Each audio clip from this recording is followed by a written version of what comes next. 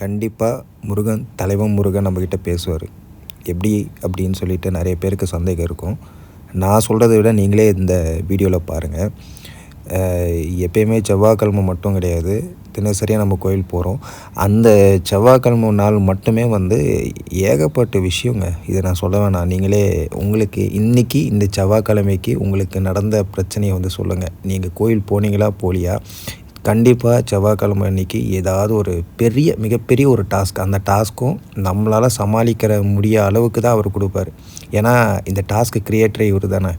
இந்த டாஸ்க்கை முடிச்சுட்டு நீ என்னைய பார்க்க வரணும், நான் உனக்காக காத்துட்ருப்பேன். இதுதான் அவரோட மொழியில் நமக்கு உணர்வுபூர்வமாக நம்ம உணர்ந்து அவரோட முழு பக்தியில் பண்ணணும். செவ்வாய்க்கிழமை இன்றைக்கி எனக்கு காலையிலேருந்து உணர்ந்துக்கிட்டே இருக்குது.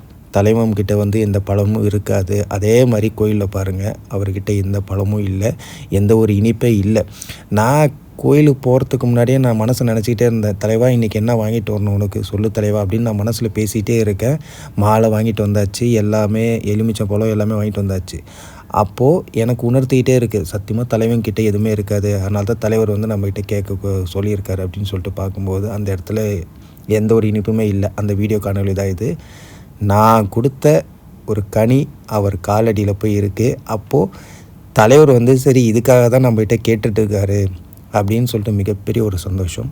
இது அனைத்து முருக பக்தர்களும் கொண்டு போய் சேரணும். தலைவன் முருகனுக்கு நன்றி.